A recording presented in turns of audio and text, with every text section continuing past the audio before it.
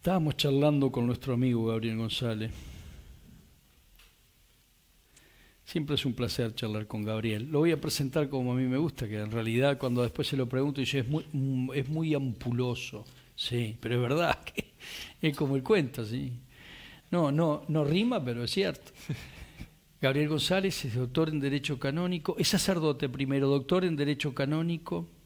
Siempre digo sacerdote primero porque obviamente es lo principal, ¿no? Claro.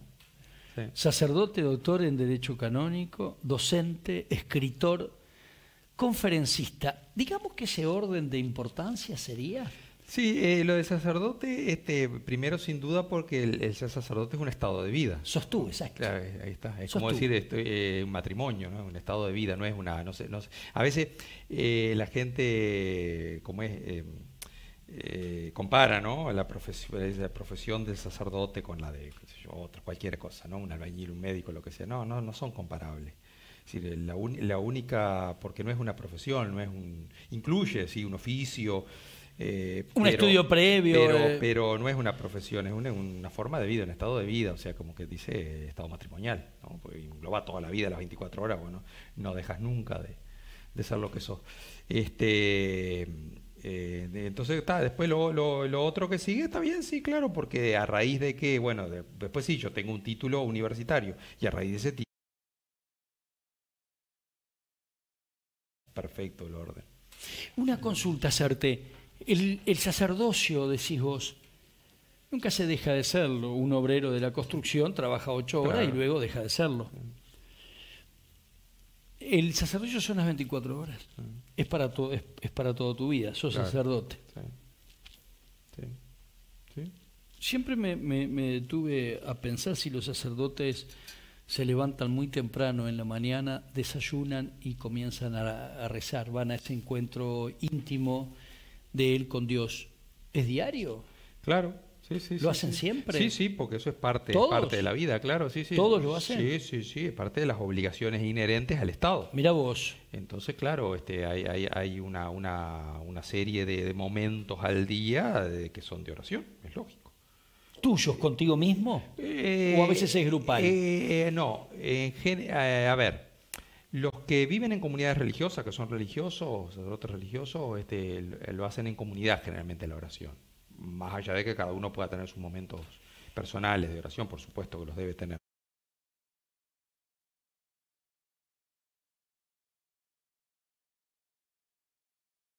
Es individual, pero es con toda la iglesia, porque nosotros tenemos que rezar lo que reza la iglesia, o sea, no es que cada uno rece lo que quiera. Por supuesto que yo puedo tener... Sumar lo que quieras. Media hora, 1 hora, 2 horas, la que yo quiero de oración personal. Acercamiento personal a Dios. Ahí está, el contacto, intimidad con Dios personal, ¿no?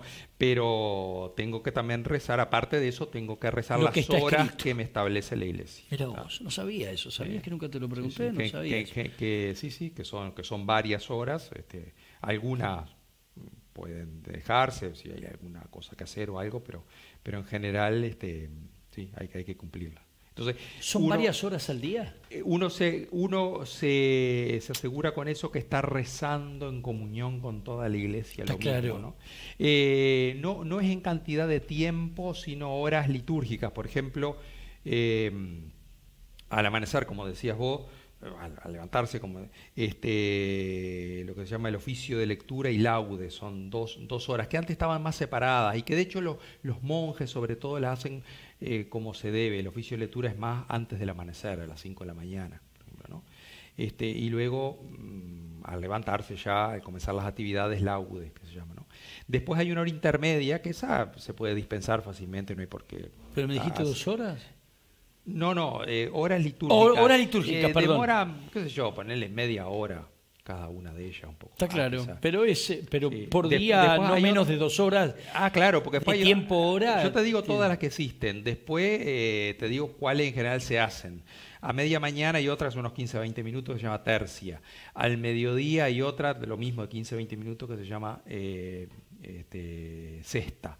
A las 3 de la tarde otra de 15 minutos que se llama nona.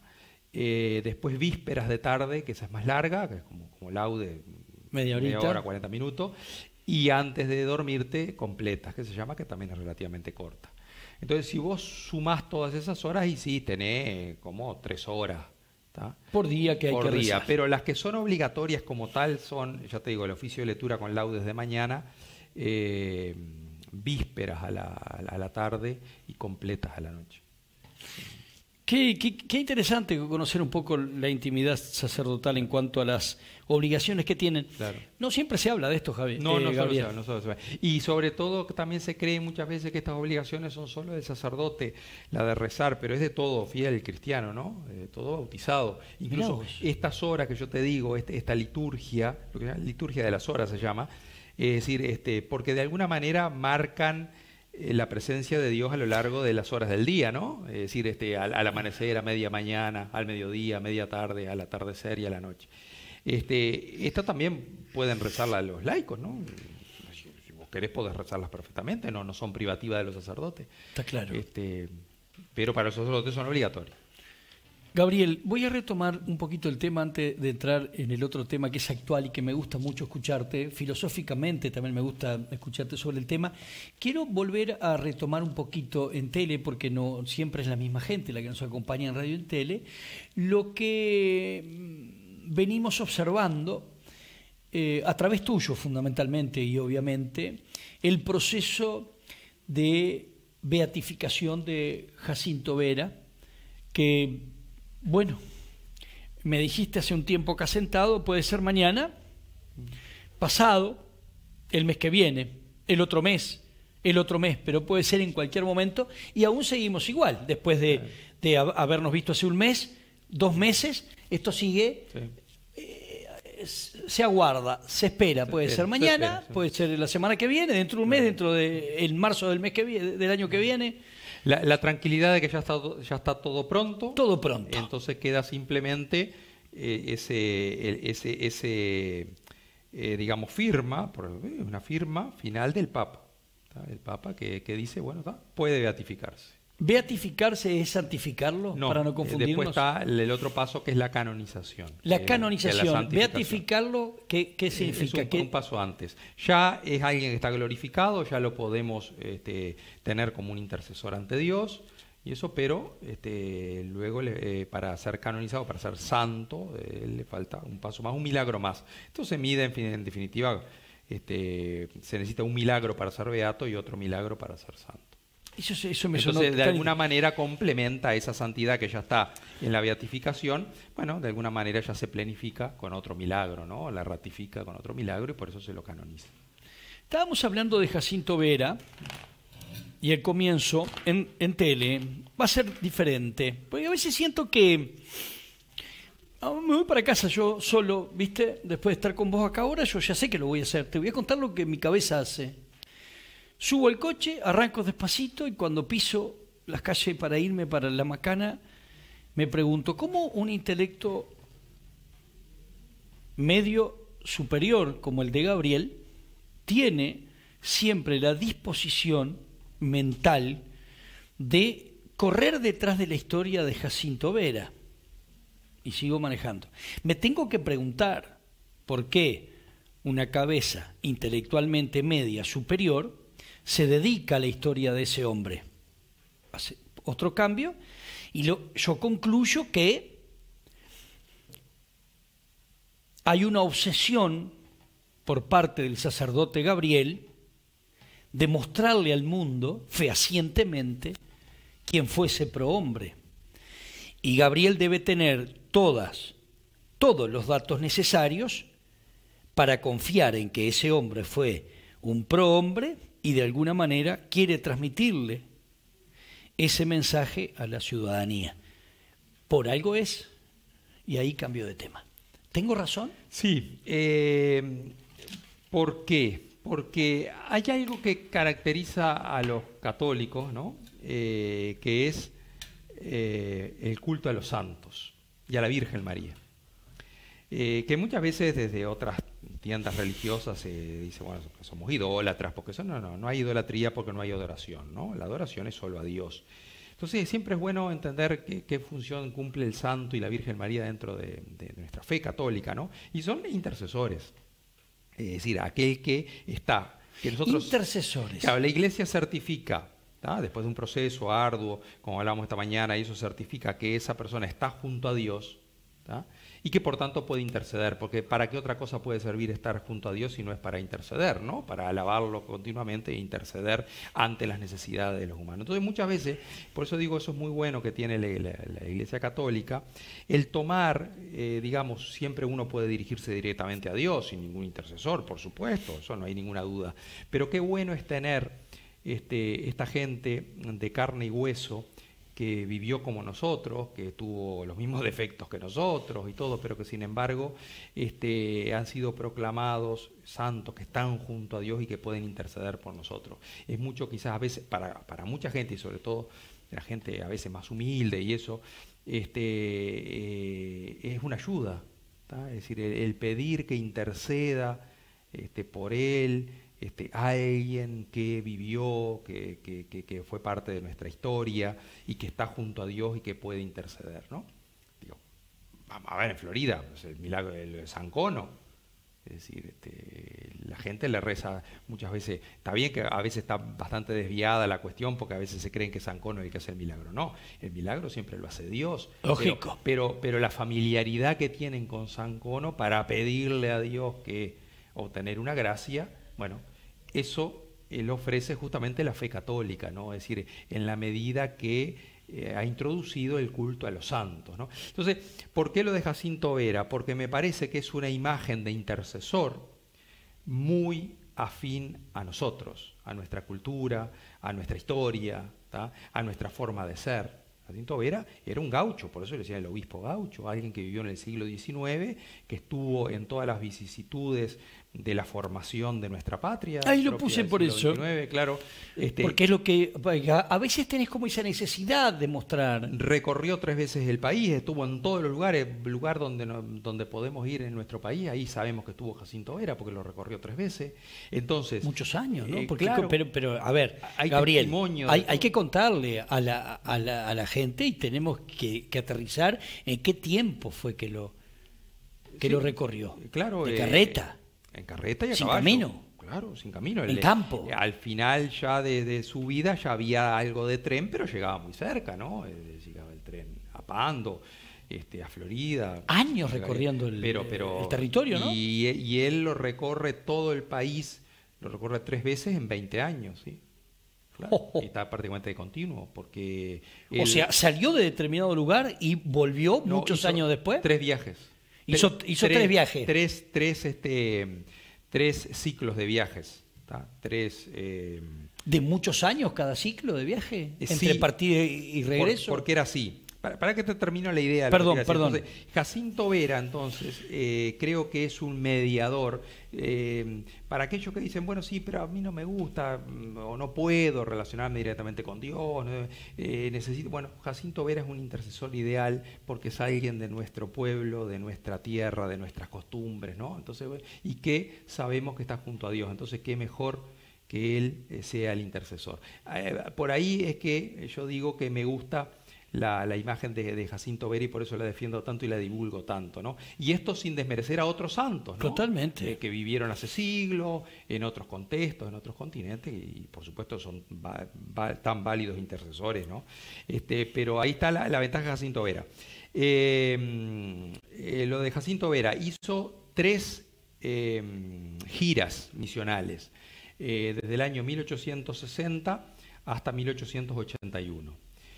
Esas giras consistían en esto: él salía a una región, permanecía en cada ciudad principal unos 20 días y seguía para otra y luego volvía a Montevideo. Por ejemplo, la primera, cuando inicia la primera gira misionera, arranca por aquí, llega a Florida, el primer lugar que llega, cuando arranca en 1860. Sigue para Durazno. Acá Florida está unos 20 días, sigue a Durazno hasta otros 20 días, va a Trinidad, San José, Colonia, todas esas zonas. Entonces vuelve a Montevideo, porque tiene que cumplir también su función en Montevideo. Entonces, al tiempo, se calcula que 2/3 partes del año estaba en campaña de misiones y 1/4 parte del año en Montevideo. Entonces, al tiempo vuelve a salir, ¿tá? Entonces va al litoral, ¿tá? Es decir, que esa buena parte la hacía a veces por río, ¿no? Por el río Uruguay. Entonces ahí hace, bueno, Artigas, Salto, Tacuarembó, Rivera, qué sé yo, y Más o vuelve. menos, cada partido unos 9 meses y 3 meses en Montevideo. Ahí está, ahí está. Y entonces, y así hizo, alguna gira, por supuesto que no la hacía en un año, ¿no? Le llevaba más de un año, de hecho hizo 3 giras en 20 años, ¿no? No debemos olvidar que a veces no podía salir por las guerras civiles, lo que sea, bueno, no había buenos caminos, inundaciones, bueno, todo lo que sea. Un año él estuvo desterrado, es decir, hay una cantidad de circunstancias que hacen que, bueno, durante un tiempo no pudiera salir. Entonces, pero él hace 3 giras, o sea que un promedio más o menos de una gira cada 6 años completa todo el país, ¿no? Pero fíjate que está en cada, como te digo, en esta primer salida que hace de la primer gira, solo esta región acá de Florida, Durazno, San José, Flores, Colonia, le lleva como 3 meses o más. Entonces, por más que se dedicara solo a eso, en un año no podía hacer Está más que claro. un poco de departamento. Escúchame. Porque está muchos días en cada lugar, está 20 días. Comentame de nuevo cuánto tiempo hace que se está estudiando o que se inició el proceso para la beatificación de Jacinto Vera ha sido muy largo y muy azaroso, 90 años. Se inició en la década del 30. ¿Quién fue el precursor de que había que estudiar a Jacinto Vera? Fundamentalmente fue el obispo que lo sucedió, que había estado muy unido a él, Monseñor Yeregui, que fue mira vos, ahí nace todo entonces. El segundo obispo de Uruguay, pero por supuesto con también la colaboración y el deseo de muchos laicos también, no solo de sacerdotes, sino también de laicos, entre los que se encuentra Zorrilla de San Martín, ¿no? El poeta de la patria que creció a la sombra de Jacinto Vera, fue muy amigo de él y colaboró mucho con él, sobre todo en El Bien Público, que era el diario que se había creado, que él fue el director. Ahí se inicia, hace unos 60 años. 90 años. 90 años. Ahí se inició, se hace la primera fase, que es acá en Uruguay, que es donde se juntan los documentos, testimonios, gente que lo conoció, todo eso.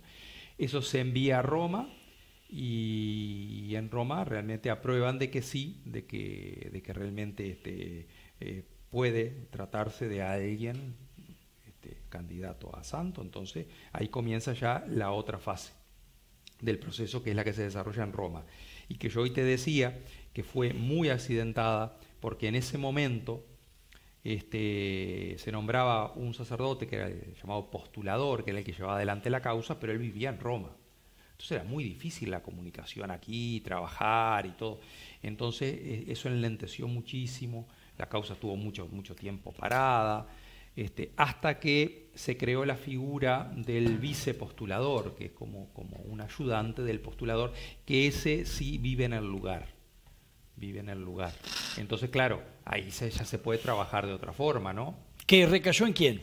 Primero en un sacerdote, un historiador, jesuita, Villegas, que hizo algo, hizo lo que pudo, pero después, a fines de la década del 90, el arzobispo de Montevideo eligió en ese momento al padre Alberto Sanguinetti, que fue obispo, que fue el que realmente le dio el empuje necesario. Ahí convocó a gente, me gusta ese punto. Convocó a gente, tuvo poco éxito, porque solo yo Te presentaste solo vos para colaborar. Y eso, y bueno, y ahí empecé a trabajar. ¿Y comenzaste a trabajar con él? Comencé a trabajar con él, ayudándole en la causa. Me acuerdo que el primer trabajo que tuve fue, hablando del año 2004, creo que fue, 2005, pasar en limpio 500 páginas de testimonios, ¿no?, sobre Jacinto Vera. Que te gusta mucho todo eso. Sí, claro, por supuesto que sí. Después me empecé a meter más y más en la cosa, y sobre todo ir haciendo la parte que, claro, él no la podía hacer, porque no podía hacer todo. Tenía que hacer, como digo, ese gran documento, ese gran alegato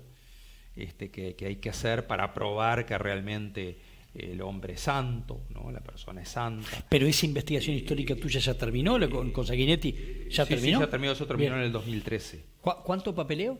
Y se manejaron unos más de 4.000 documentos, y quedó un documento de unas 2.000 páginas. Que fue el enviado al Vaticano. Fue enviado a Roma en el 2012, y luego de una serie de un proceso donde lo tratan varias comisiones, ¿no? de historiadores, teólogos, cardenales, fue aprobado en el 2015. Y con lo cual ahí fue donde se le nombró venerable a Jacinto Vera. ¿Por qué? Porque se aprueban que realmente es una persona que tiene virtudes heroicas, ¿no? Virtudes de santo. Y pasó el tiempo a la espera de ese milagro. Y a partir de ahí se comienza a la espera de que surja un milagro. Que pueden pasar muchos años o no. Aquí sucedió. Aquí sucedió. No se puede hablar del tema. No se puede hablar del tema. Después que se beatifique, ¿sí podemos hablar del milagro? No, se puede hablar antes, cuando el Papa ya establezca que se termina la causa, que ya ¿podemos hablar del milagro? Que ya se puede beatificar, ahí se puede hablar del milagro. Mira vos. Y también se puede hablar de la beatificación. Y después se beatifica cuando disponga Uruguay, ¿cuándo va a ser? Uruguay lo dispone. Qué interesante. Sí, sí. Gabriel González, una consulta. ¿Por qué tanto amor por Jacinto Vera? Sigo insistiendo lo mismo. Me lo preguntaste hoy y no te lo respondí al final porque... No, porque quería que me lo respondieras acá. Vos sabés que nosotros que somos del barrio sabemos lo que hoy es Cristo Rey. Seminario. La parroquia de Cristo Rey nosotros fue siempre el seminario, porque era el seminario. Todavía era seminario cuando nosotros éramos niños, ahí jóvenes. Lo fue hasta la década del 90. Y el nombre es Monseñor Jacinto Vera. Total. Seminario menor, Monseñor No Jacinto me diga que Vera. sale por ahí, además. Y por ahí sale. Y mi abuelo paterno siempre me decía, yo era el niño, ¿viste? ¿Verdad? Que él era pariente de Jacinto Vera. Fíjate, porque yo siempre me quedé con eso. Y no hace tanto, porque yo tampoco después no sabía esta parte de tu historia de vida. Me preocupé por eso.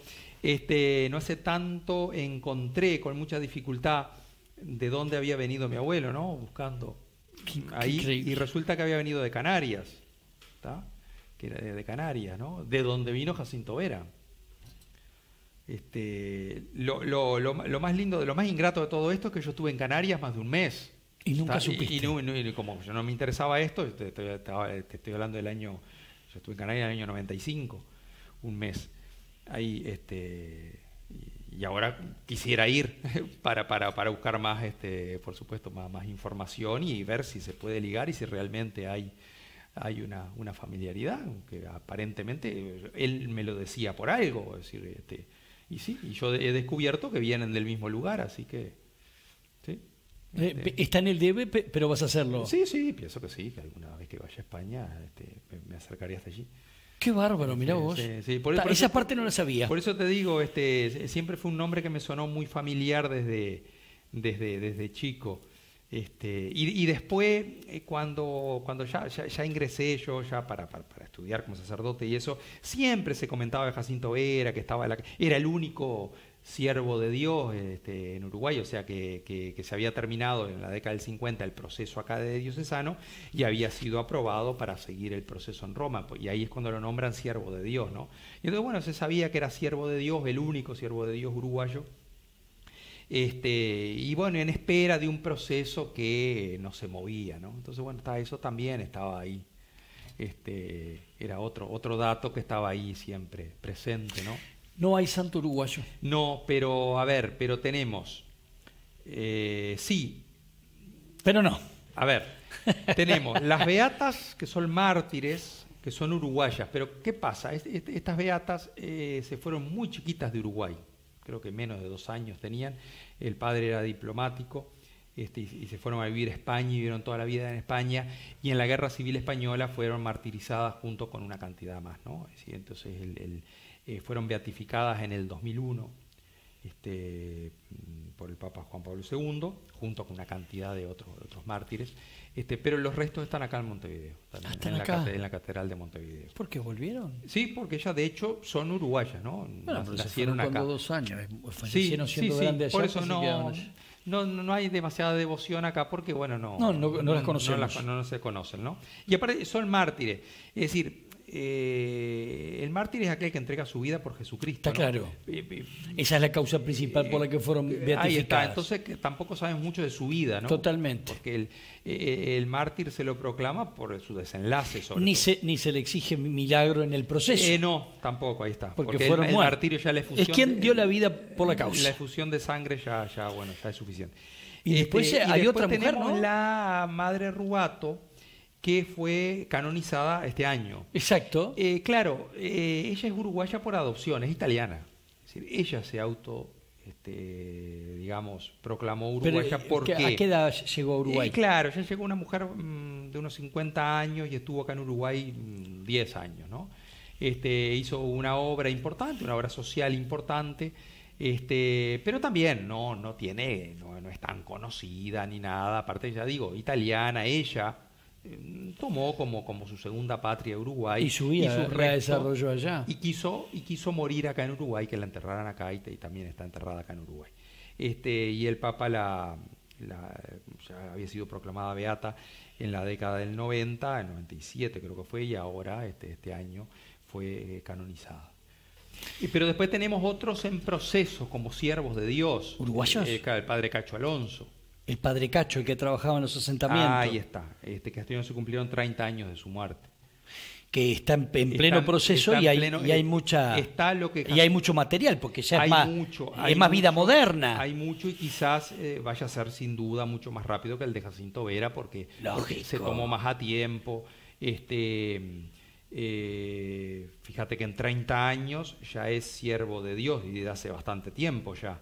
Es decir, que ya se está realizando todo el proceso en Roma, es decir, para ser declarado venerable. Entonces va a ser bastante más rápido, ¿no? Después Walter Chango, que es un laico también de Montevideo, otro médico, no me acuerdo bien cómo es el nombre, hay como 2 o 3 más siervos de Dios también. Escucha, Gabriel, cuando te metes a leer y a estudiar sobre Jacinto Vera y vas descubriendo a ese prohombre que fue Jacinto Vera y la importancia de Jacinto Vera en la construcción de este país... Sí. ¿Te molesta que los libros de historia no hablen de él? ¿Te molesta que un Estado laico, en cierta forma, yo lo digo porque estoy convencido de ello, no te estoy preguntando, yo estoy convencido de eso, que muchas veces un Estado laico censura cierta parte de la historia sí, claro, de una nación? Sí, sí. Sí, yo digo, acá a fuerza de ese laicismo malentendido, digamos, se va poco hacia la historia, ¿no?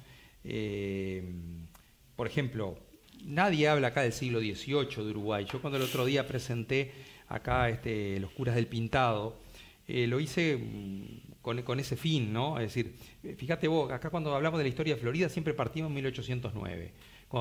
Cuando se crea la ciudad de Florida, se traslada la villa, se traslada la parroquia del Pintado hasta aquí, y el primer cura Figueredo. No, señor, hubo 10, bueno, lo conversamos acá, sí, hubo bueno, 12 curas antes, hubo 30 años de historia de la villa del Pintado, pero claro, era la época de la colonia, y acá de la época colonial no se habla, porque si vos hablas de la época colonial tenés que hablar de España y tenés que hablar de la Iglesia Católica. ¿Está? Pero está mal, Gabriel. Está mal. Porque es parte de la historia. Está mal. Entonces hay un prejuicio, y eso que lo vemos en Florida, que la historia empieza en 1809, en nuestro país la historia comienza con Artigas.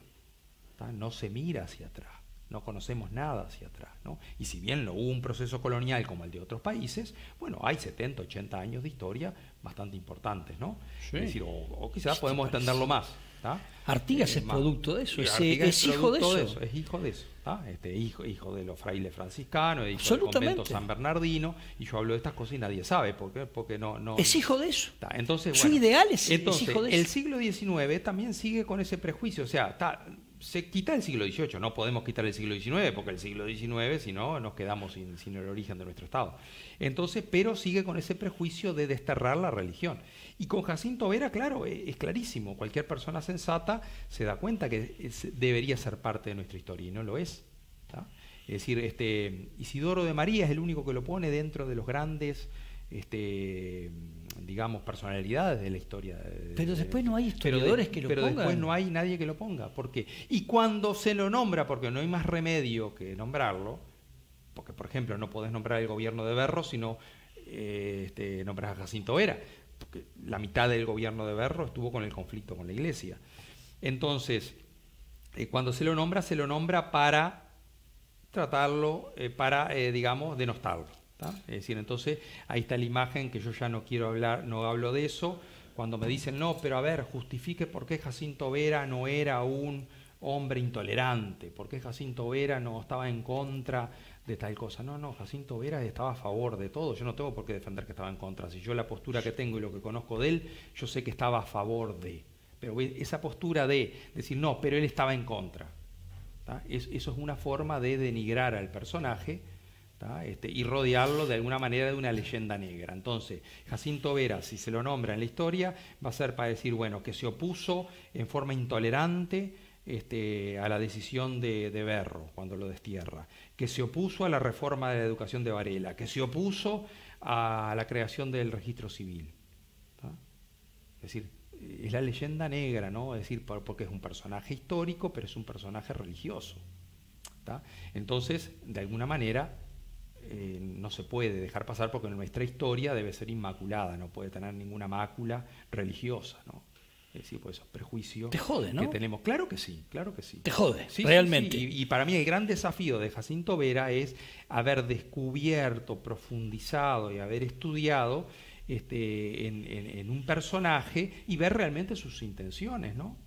Es decir, y descubrir que le escribe a Latorre y le dice que está totalmente de acuerdo con la reforma de la educación de Varela, que es muy buena esa idea que ha tenido, y le escribe nuevamente a Latorre y le dice que es de un muy buen gobernante lo que hizo crear el registro civil.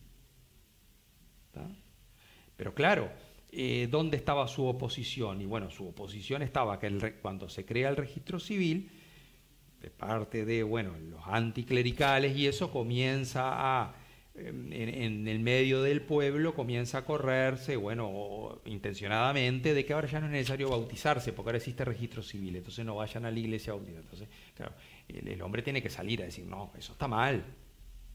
Es decir, claro, el católico tiene que bautizarse. No vaya más a casarse porque ahora está el registro civil, no vaya con más eso a la basta iglesia. legalmente con ya. Eso basta. Entonces él tiene que salir a decir, no, recordar que para el católico el matrimonio válido y obligatorio es por iglesia.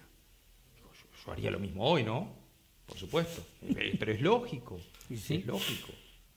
Está bueno. Entonces, claro, lo mismo que con la reforma de Varela. Es decir, ese empeño en quitar la religión. Y él dice, miren, la religión tiene sentido en la escuela porque la Constitución dice que el Estado es católico. Entonces, ¿cuál es el problema de enseñar religión católica en la escuela? Más allá de que si comenzamos a quitar la religión, en una sociedad donde el 90 y pico % de las personas eran católicas, ¿sí?, las vamos a ir quitándole los valores cristianos, ¿no? Es decir, una defensa lógica. Pero a ver, es la misma defensa que yo te hago hoy cuando te digo por qué me opongo a la ley del aborto o a la ley de la eutanasia. ¿Entendés? Es decir, es una postura, una postura más. Entonces, claro, sí, a mí ni siquiera me fastidia, yo simplemente ya no respondo a esas cuestiones. Cuando me dicen, sí, porque era muy intolerante, yo le pongo ejemplo de cómo, del sentido de justicia y la rectitud de conciencia que tenía cuando actuaba. ¿Cómo se instala? Hoy hablamos de un mundo que manipula. ¿Sí? Hoy hablamos de la tecnología que ha llegado para avanzar denodadamente en muchos temas que son importantes, desde la medicina hasta lo que se te ocurra, y también hablamos del mal, cómo se puede manipular a través de las redes. Sí. Y uno cuando descubre la historia, descubre que los intereses económicos han manipulado desde siempre a la humanidad, no importan los tiempos, porque se adjetiviza demasiado a Jacinto Vera en temas que eras por una simple manipulación social, para que creyeran eso. Es increíble, ¿no? Era una época de gran cambio ideológico, que se realizó, de hecho, pero ese cambio,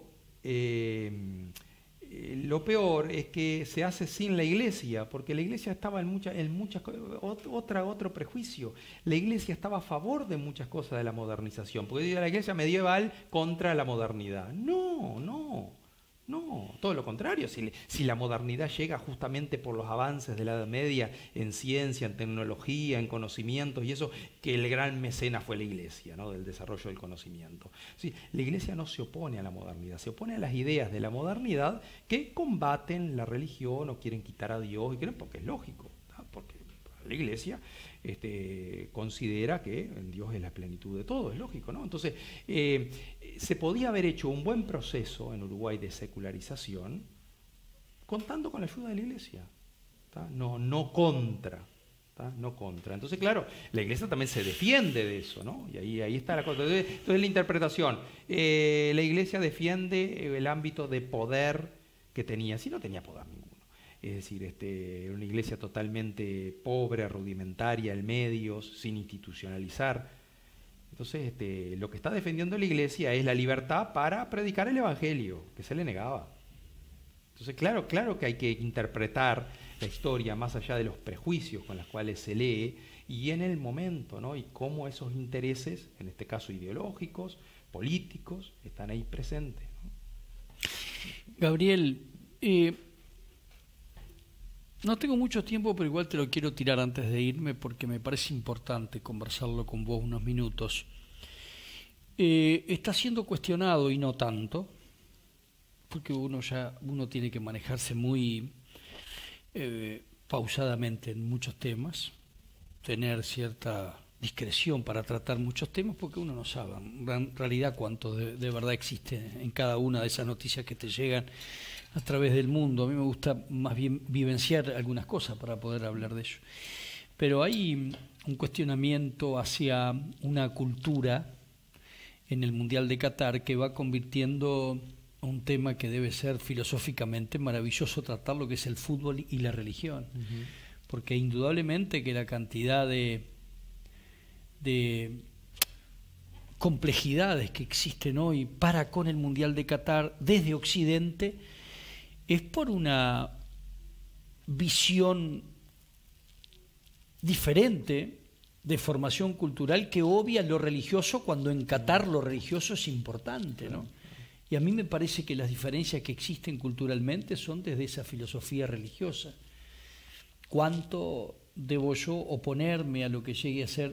Braulio me hizo pensar eso hoy. ¿Cuánto puedo yo oponerme a un gobierno catarí que realiza con esa formación que tienen, cultural, una serie de cosas en la vida de sus ciudadanos que son impensables en Occidente, y decimos, no, estamos contra eso, y hasta dónde, cuál es el límite para que estemos contra eso?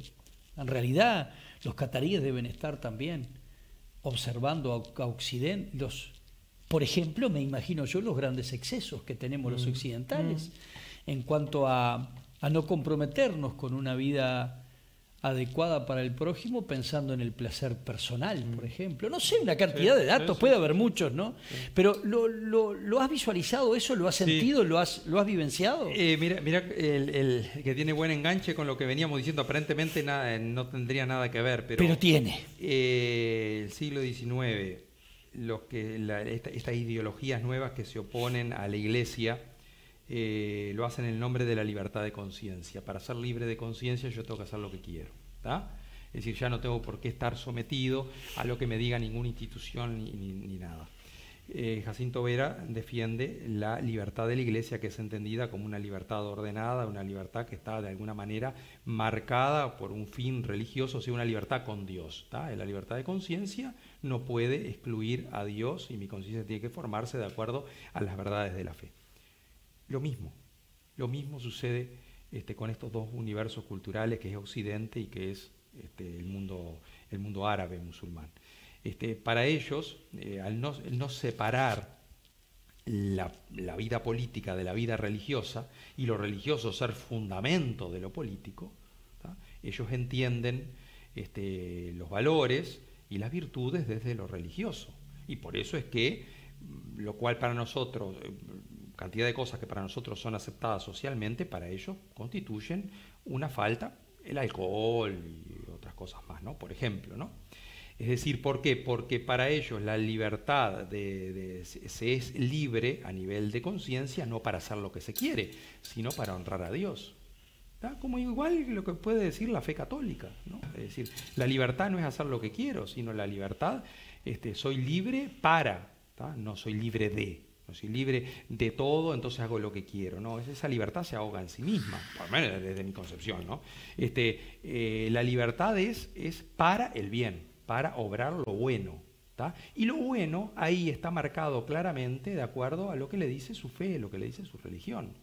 Entonces, es una sociedad sumamente ordenada, sumamente homogénea, no le pidas diversidad ni le pidas pluralidad, en una religión que es homogénea, como fue en su momento la cultura occidental. ¿Ah? Y claro, eso se enfrenta a nuestra cultura pluralista, diversa, con un concepto de libertad que es hago lo que quiero, individualista al extremo. ¿Tá? Es decir, ser libre es hacer lo que quiero y que nadie me moleste. ¿Tá? Donde yo puedo cometer todos los excesos que quiera, con el único límite de no molestar a los demás. Un límite muy básico, ¿no? Es decir, porque fíjate vos que nosotros en Occidente las cosas no son buenas y malas en sí mismas, las cosas son buenas o malas de acuerdo a lo que sea nuestra preferencia y de acuerdo a que no perjudiquemos a los demás. Vos te alcoholizás en tu casa y rompes toda tu casa y nadie te va a decir nada. Estás en tu ámbito privado y haces lo que querés. Haces lo mismo en la calle y como pusiste en peligro algo o rompiste un bien, ahí sí, es una falta, es un delito. No, es decir, moralmente no se te acusa de nada, es el delito por el bien que pudiste romper o el peligro que pusiste a la vida del otro.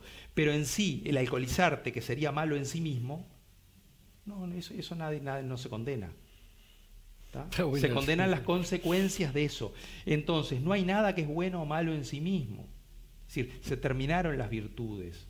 ¿Tá? Hoy se habla mucho de valores, y los valores son aquellos que yo considero que es bueno para mí, aunque no sea bueno para el otro. Y la cuestión iba a seguir siendo bueno hasta que yo con eso no perjudique a nadie.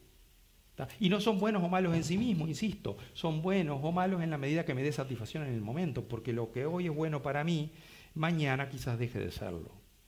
¿Tá? Y así se cambian las opciones, así se cambian las parejas, así se cambia todo. ¿Tá? Es decir, porque es la satisfacción del momento.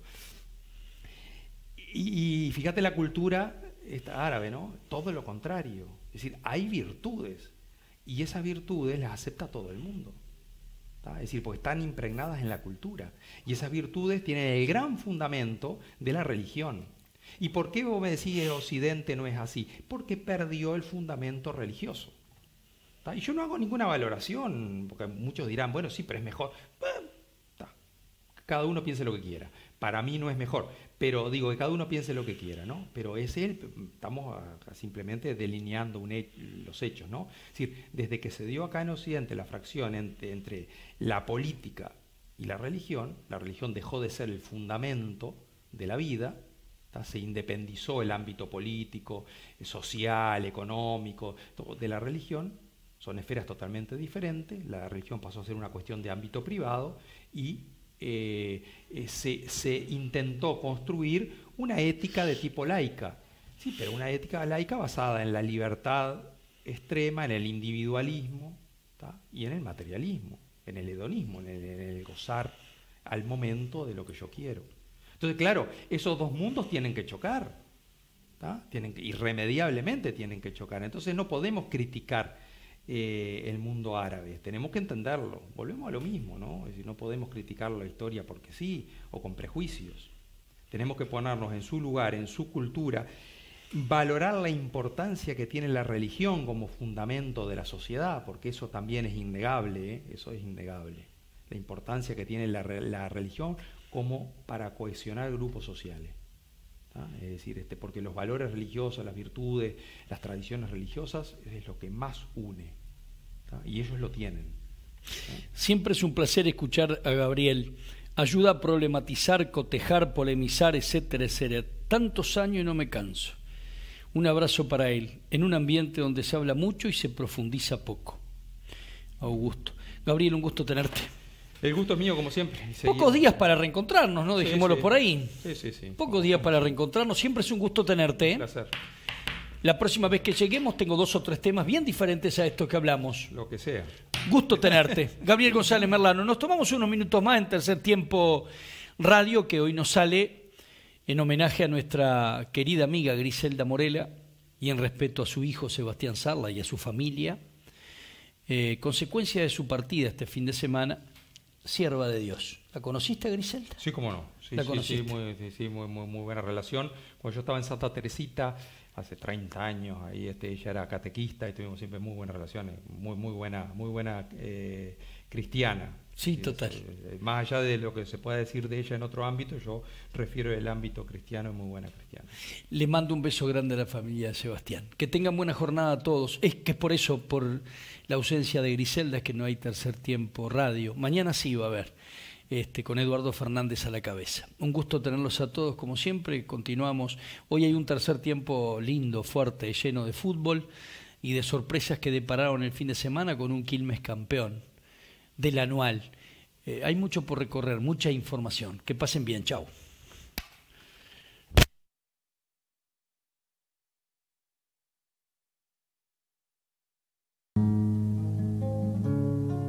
El hombre se hizo siempre de todo material, de villas señoriales o barrio marginal. Cada época ha sido